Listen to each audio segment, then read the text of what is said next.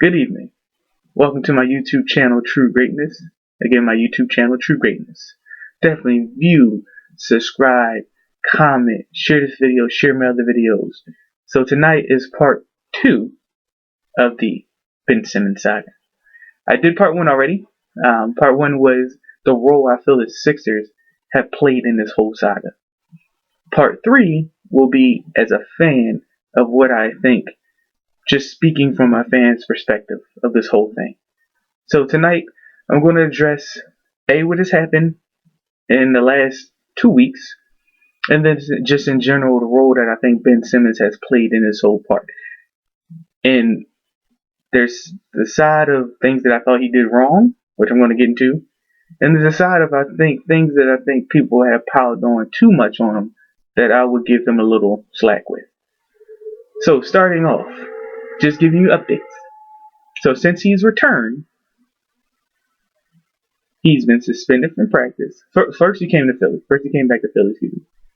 And the stipulation, to my understanding, was in order for him to get that $8 million, that he would have to come back to the team and participate and play with the team, or at least come back to the team. If not, they were just going to put in escrow. So he came back, had a practice or two, then had another practice where he was kicked out of practice for supposedly conduct detrimental to the team. And as a result of that, he got suspended for a game. And the first game of the season, which for the Sixers was against New Orleans. And the Sixers won the game easily. They pulled away in the fourth quarter. I don't take too much stock into that game because you had first Zion wasn't playing, Lonzo was traded, Ingram had a good game, a really good game, but you expect that from him now. But there's a lot of other pieces that were just coming together, and they weren't at their strongest. So the Sixers did what they should have did, even without Ben Simmons, against New Orleans last night, which was win easily, and that's what they did.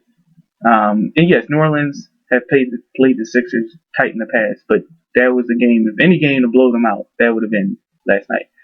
So playing without Ben Simmons last night and getting that result, I don't really put too much stock into that. And the Sixers play Brooklyn tomorrow, so we'll see.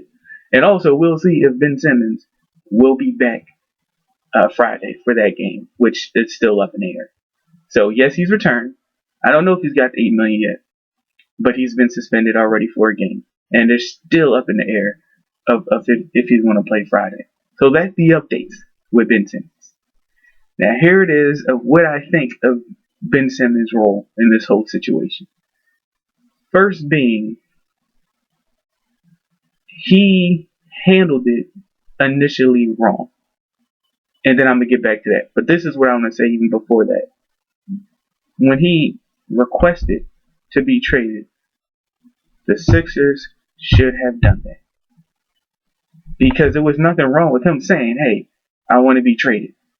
In the past, with other high-level players, either by recognition or their game or a combination of both, sometimes that player has come back from that and things have worked out and they stay with the team and all was forgotten or forgiven as well. Things were talked out, players worked things out with each other, coaches, organizations with the player and player with the organization. So there has been a precedent for that, i.e. Kobe Bryant. People tend to forget Kobe at one point wanted to leave LA. As much as he's deemed as Mr. Laker, and rest in peace to Kobe, he even at one point wanted to get out of LA. But after retrospection and conversation and kind of thinking things through, and also, if I remember correctly, don't quote me on this, but I think a trade that was supposed to happen didn't go through for whatever reason. And I'm not talking about the whole Chris Paul situation, so not that one. But there was another trade that potentially Kobe would have went somewhere because he was looking to get out, and it didn't go through. And then cooler heads prevailed and finished out his career with the Lakers, won 2 more championships, won a league MVP, 08, his only regular season MVP, then won 2 finals MVPs. So that was a story where The player wanted out, a superstar, and no questions, Kobe was a superstar player. Wanted out, was on the outs with his team, and then it rolled back and it worked out where it changed his mind and other things came into factor, and he stayed with that team and success happened. Then there is the Anthony Davis, where Anthony Davis said, "I finally won out of New Orleans." After a couple playoff appearances, only the one time they're making it to the second round, where he said, "Hey, I won out of New Orleans. I'm ready to leave." And eventually, New Orleans, after realizing they couldn't convince him to stay, put a package together, and he ended up in LA, the Lakers. So I bring up those two examples because what Ben did is not something new, and there's nothing wrong with that. That's him saying, "Hey, I want to be out of here. I want to leave. It's time to go." And he was just saying, "I'm making that request known. I'm not going to try to hide it from y'all. I'm not going to try to have y'all guessing what I'm thinking. I'm going to put it out on the table. I'm ready to go." And the Sixers said, "No." The Sixers said, "Oh, yes." And this is kind of bridging into somewhat what I talked about in reference to the Sixers. And the Sixers said, "No, we're going to overthink this and try to get a package that isn't going to really work because we're trying to overvalue who he is as far as his status as a player and overall what he's done. Done very well. But what they were trying to get together, it wasn't going to work. But Sixers were being stubborn, and it didn't work out." So initially, what Ben sought, I was okay with. I thought after that playoff debacle and collapse, and again, it wasn't just him, but he was a major role in that. For his career, for the Sixers moving forward, for him moving forward, it was time to trade Ben Simmons and get a good deal. You're not going to get a superstar deal, but get a really good deal. And they had a chance to get a really good deal. They had a chance to get Kyle Lowry, who has been one of the most consistent and one of the best point guards in the league since he got to Toronto. And that's really where his career took off. And they had a chance. And I know he's 34, 35. And they had a shot right there. And they passed up because they were being stubborn. Sixers were. So that's why I don't fault Ben with that. Now, this is where I think Ben went off the rails. And this is where I say his role, his other part of the role, took it a different way that it really didn't have to go. The whole idea of just shutting down and not talking to your teammates at all for months, I get, hey, people need their moment. And everybody's moment is different. So I'm not going to say he, should have took a week or he should have took 2 days or whatever. I'm not going to say that or whatever the length. But to go almost an entire summer without talking to your teammates just to even be like, hey, this is what I'm feeling, even if it was something along the lines of, hey man, I didn't think y'all had my back enough, after game 7 and that disappointing finish to the season and what in perspective of what we were looking to do, or okay, listen, y'all felt how y'all felt, or whatever his thought process was. A half of a summer without talking to your teammates, no communication. That was too much, and that's where, to me, was the start of this whole drama just growing and growing and growing and growing.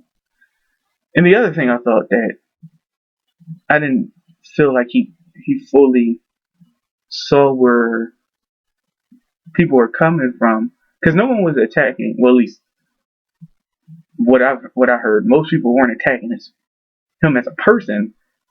They were just constructively criticizing his game of, listen, we know you're great in this area. We know you're really good in this area.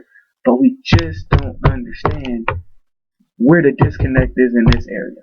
And we all know what that is. It's his shooting. And for the last couple of seasons, except for this, obviously this summer, which is, you know, just insane in a sense. He was, sending these videos of him playing these pickup games and shooting these threes and making them and just shooting jump shots, period, even if they weren't threes. And his form looked good. And even in some games, on a rare occasion, I'm not counting the half-court desperation shots, but even on occasion in some games, he shot a jump shot or shot a three, and at times it looked really good. Like, the form looked fine, hit nothing but net. It looked together, and then it would just like disappear the rest of the season. So what the lack of understanding was, or what the constructive criticism was and still is until this shows different, is that what is the mental block that when he just doesn't trust. I'm not saying, and I've said this before, shooting 4 or 5 threes a game, or 90% of his shots is jump shots. No one's saying that. But the disconnect to not even feel comfortable to do it, but you're sending these videos showing that you clearly can do it. And to me, that's why I get back to the role I think he's played in this saga. Is it was after Game 7. The stance that he took, yes, he took ownership of, hey, I didn't play to the level that I'm capable of, that I know I can. But that wasn't the problem. The problem was, and I think this is also sort of the part of the middle part of this whole saga, but definitely the starting part for him towards the organization, in a lot of ways, was, and even towards the fans, was when he said something along the lines of, well, yeah, I didn't play to my full capabilities. I'm not exactly saying the quote, but I'm paraphrasing. But my game is my game, and that's just what it is.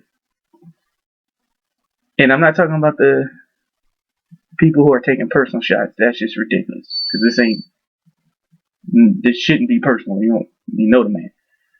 But if you're just taking or expressing constructive criticism to his game of, okay, the areas that can improve, why, Ben, are you taking that as like somebody's coming at you personally?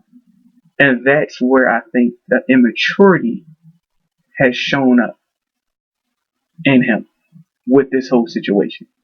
And to me, that is the biggest role that he's played, that led to, like I said, just shutting off from a teammate for almost a whole summer, to coming back and not showing really much of any interest. And this is speculation about the practice part of not showing much interest.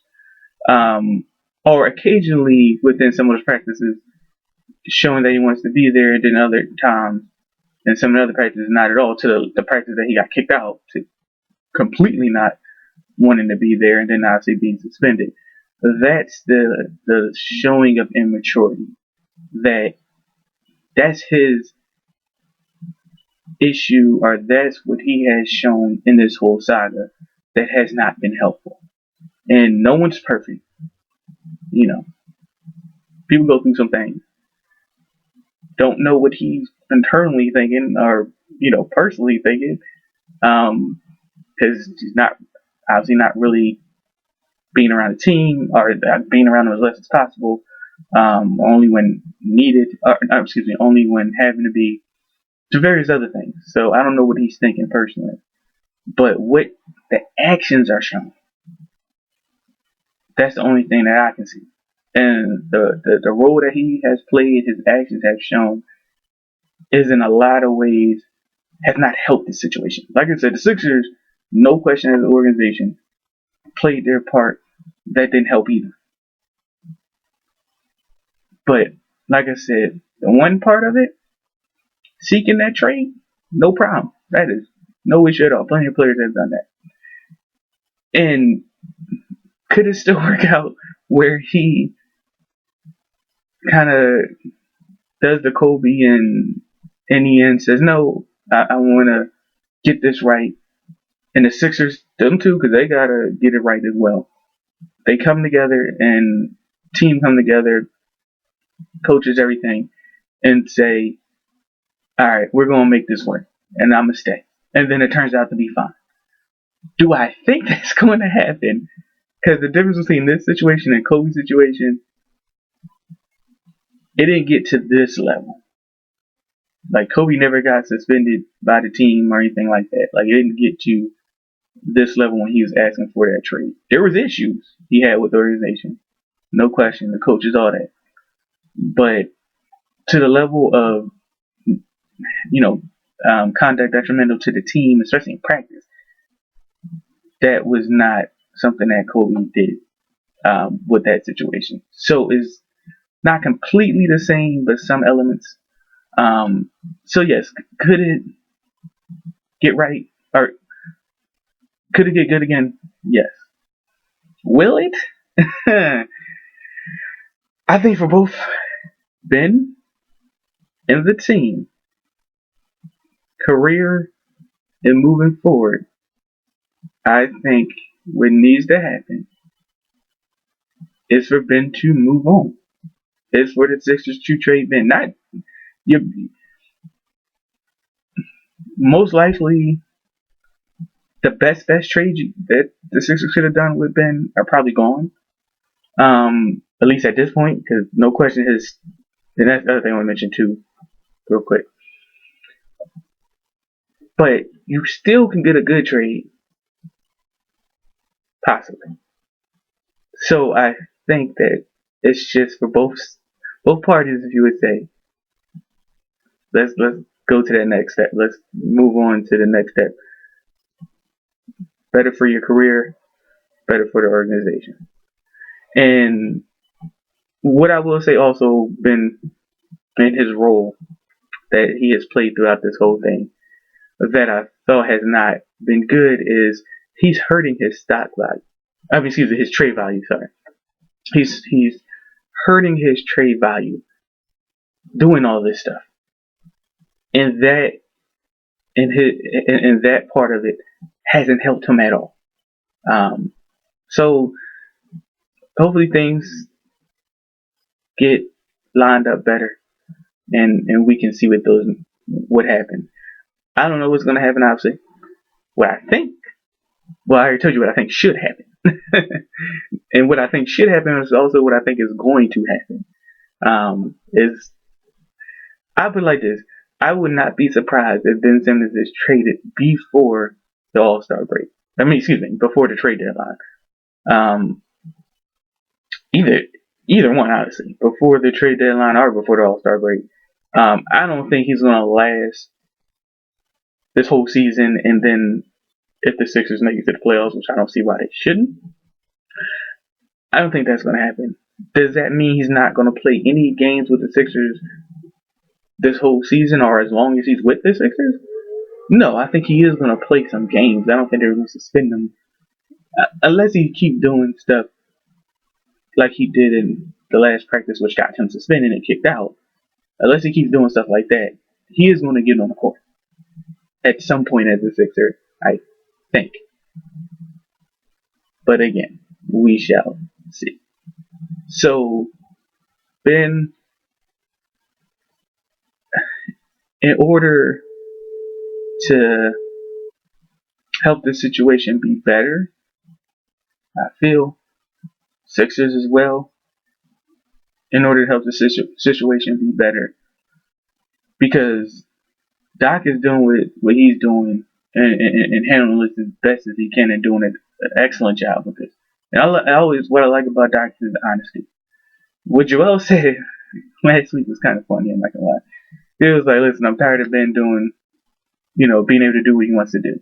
Which is kind of funny to hear that from Joel, because a few years ago we were talking about Joel's immaturity. And now he's showing, and especially more so last year, that he's finally seeming like he's maturing or has matured. So it's interesting for him to say something like, hey, I'm tired of Ben doing what he wants to do, and that's for the organization to handle. But I'll leave that alone. That part. So Ben needs to move on. The Sixers need to move on for this to get in a good place. So let me know what y'all think. Like I said, part 3 is coming soon. Thank you for listening to part 2. Thank you for listening to part 1. And like I said, there might be some more coming because there's a lot within this whole situation of this saga. Y'all have a good night. Again, subscribe, view, comment, and share this video. Check out my other videos and share those as well. Peace.